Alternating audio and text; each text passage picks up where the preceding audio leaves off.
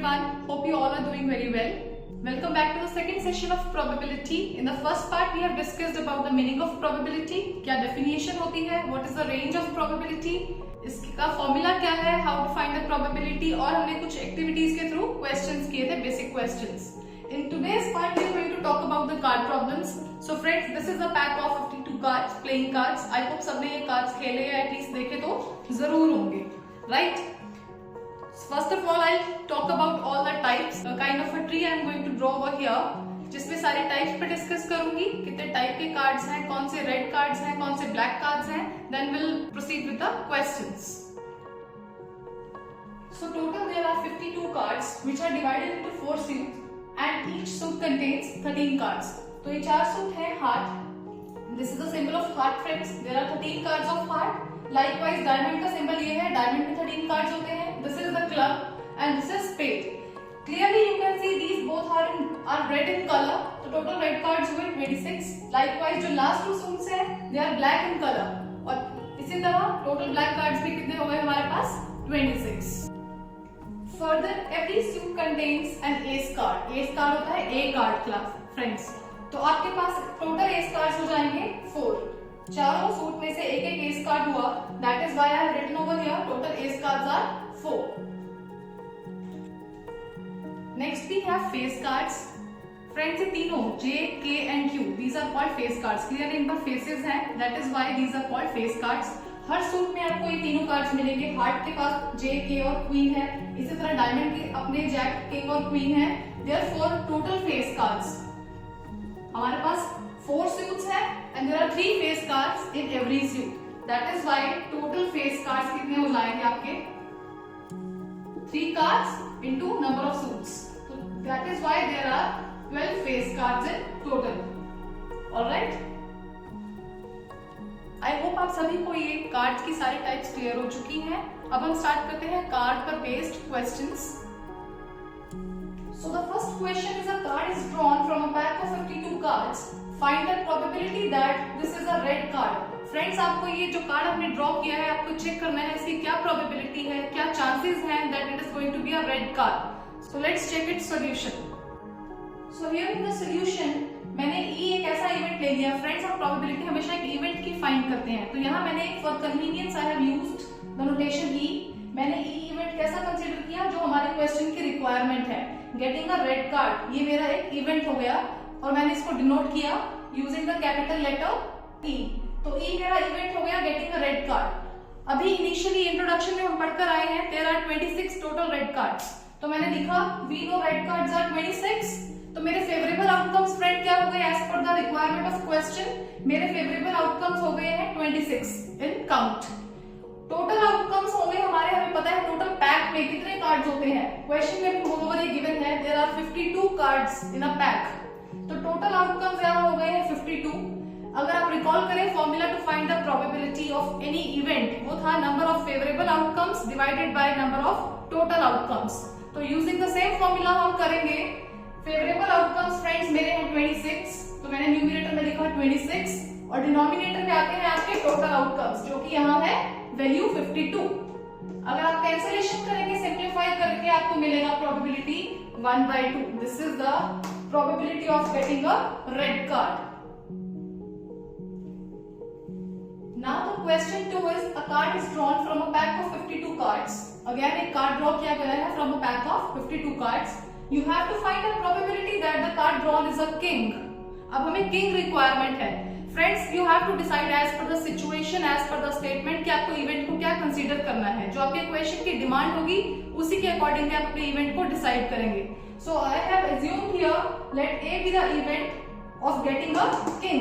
मैंने A event ऐसा assume किया कि एक जो कार्ड ड्रॉन है that is going to be a king. We know there are total 4 kings in the pack of 52 cards. तो मेरे फेवरेबल आउटकम्स फ्रेंड कितने हो गए काउंट वाइज 4 आउटकम्स हैं मेरे फेवरेबल. और टोटल आउटकम्स आपके वही होंगे जो पैक में टोटल कार्ड्स का काउंट है. Means 52 is the value of total outcomes. Now let's find the probability using the same formula again. तो यहाँ मैंने लिखा है प्रोबेबिलिटी का फॉर्मूला. हमारा इवेंट था A. तो मैंने लिखा probability of event A which is number of favourable outcomes divided by number of total outcomes. Friends हमारे पास किंग थे 4. या वो डायमंड का हो सकता है, या वो हार्ट में से हो सकता है, या स्पेड, या फिर क्लब। तो हमारे पास 4 चॉइसेस हैं for a card to be a king. तो मैंने फेवरेबल आउटकम्स के प्लेस पे लिखा 4। टोटल हमारे पास कार्ड्स है 52, so I have written 52 in the denominator. Cancellation करेंगे, you will get the answer 1/13। This is the answer. The next question is, a card is drawn from a pack of 52 cards. Find the probability of getting a face card. In the introduction we have discussed about face cards. Jack, King and Queen, ये तीनों friends हमारे होते हैं face cards। और क्योंकि हमारे पास 4 suits हैं टोटल, तो 3 × 4 करके टोटल face cards हमारे हुए हैं 12। So I have considered again event as per the requirement of question. Requirement में question में हमारी बात हो रही है getting a face card। तो मैंने F event लिया, getting a face card. We know there are 12 face cards. We know that. That is why मेरे favorable outcomes कितने हो गए? 12 हो गए यहाँ पे। और total outcomes again that remains same, क्योंकि हमारे पास पैक में 52 cards होते हैं in total, तो मेरे total outcomes same रहे 52। Now the probability of event F हमारा event था getting a face card। तो न्यूमरेटर में favorable outcomes आए 12 and total I have written in the denominator। 4 पर आपने इसको cancel out किया friends, so you will get 3/13। This is the probability of getting a face card। The next question is, a card is drawn from a pack of 52 cards. Find the probability of getting a non-ace card। Friend, this is very important question। आपको probability निकालनी है कि जो card है वो एक non-ace card हो। Ace cards हम ऑलरेडी डिस्कस कर चुके हैं। There are 4 ace cards in total. तो ऐसे नॉन एस कार्ड्स जो कि एस ना हो, एस कार्ड्स ना हो, सबसे पहले वो फाइंड करते हैं। So I have written over here as per the requirement of question मेरा इवेंट ई हुआ getting a non ace card, क्योंकि हम इसी की प्रोबेबिलिटी को डिस्कस करने वाले हैं क्वेश्चन में। पर बात यह है कि आपको पहले number of non ace cards पता होने चाहिए उसके लिए। तो नेक्स्ट स्टेप में मैंने फाइंड किया, we know there are 4 ace cards. तो नॉन एस कार्ड्स आप कैसे फाइंड करेंगे? टोटल 52 कार्ड्स में से अगर आपने एस कार्ड्स को सब्ट्रैक्ट कर दिया, जो आपके 4 एसेस थे, अगर आपने उसको सब्ट्रैक्ट किया तो आपको 48 ऐसे कार्ड्स मिल गए जो कि नॉन एस हैं, which is the requirement of my this question। That is why friends मेरे यहाँ favorable outcomes हो गए 48। मैंने यहाँ लिखा है so as per the question मेरे favorable outcomes यहाँ 48 हैं। Total as usual remains same 52। So probability of this event will be number of favorable outcomes divided by total। तो आप इसको further cancel out करके you will get 12/13। Friends, this is the first method to do this question। इस question को आप एक और method से भी कर सकते हैं। Let's discuss the second method now। So I have named it method 2। Friends, अब हम नॉन एस कार्ड की प्रोबेबिलिटी डायरेक्ट फाइंड ना करके इस मेथड में क्या चेंज है, I am first of all discussing the probability of getting an ace card। हमें पता है टोटल 4 ace cards हैं, तो मैंने लिखा ace cards are 4। अब मैं पहले probability निकाल रही हूँ, probability of getting an ace card। तो मेरे favorable outcomes हुए 4, जो कि मेरे number of ace cards हैं, वो मेरा favorable outcome है। And total outcome we know 52 होता है। Cancellation करके आपको मिला 1/13। This is the probability of getting an ace card। अब इस प्रोबेबिलिटी को यूज करते हुए, इस वैल्यू को यूज करते हुए अब हम पहुंचेंगे probability of non ace card तक। Next I have considered one another notation, I am calling it E bar. This is actually complement of the event E.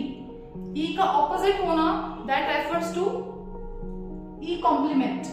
Friends, E event हम लेकर चले थे गेटिंग एन एस कार्ड, तो clearly E bar किसको denote कर रहा है? Getting a non ace card. तो ये इसका कॉम्प्लीमेंटरी इवेंट हो गया।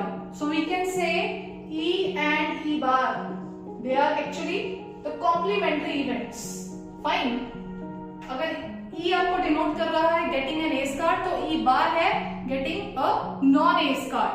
तो मैंने अब क्या लिखा फ्रेंड्स, इसके बाद हमें पता है टोटल प्रोबेबिलिटी 1 है, वो हम प्रीवियस पार्ट में ऑलरेडी पढ़ चुके हैं। तो किसी इवेंट के होने या उसके ना होने को दोनों की कंबाइंड प्रोबेबिलिटी मिलाकर आंसर टोटल बनना चाहिए 1। It should not exceed the value 1 in any case, right. तो यहाँ मैंने लिखा probability of E bar. E complement की प्रोबेबिलिटी निकालने के लिए आप आउट ऑफ टोटल प्रोबेबिलिटी में से अगर आप ई के होने की प्रोबेबिलिटी को माइनस कर देंगे, हमें ई बार की प्रोबेबिलिटी चाहिए कॉम्प्लीमेंट की। तो अगर आउट ऑफ टोटल प्रोबेबिलिटी मैं सब्ट्रैक्ट कर रही हूँ ई इवेंट की प्रोबेबिलिटी, तो आपको क्लियरली मिल जाएगी प्रोबेबिलिटी ऑफ नॉट ई, और you can say complement of E. तो वही मैंने किया, मैंने 1 लिखा टोटल प्रोबेबिलिटी, इसमें से मैंने ई इवेंट की प्रोबेबिलिटी जो ऑलरेडी हम 1/13 फाइंड कर चुके हैं उसको अब हम सब्ट्रैक्ट कर रहे हैं यहाँ से। सिंप्लीफाई करके you will get 12/13। So you can match this value with the method 1। Answer is always going to be same. ये आपकी मर्जी है कि आप कौन सा मेथड अडॉप्ट करना चाहते हैं। I hope today's lecture is clear to everyone. I'll meet you in the next video. Stay tuned. If you're watching my video for the first time, don't forget to press the subscribe button. Thank you.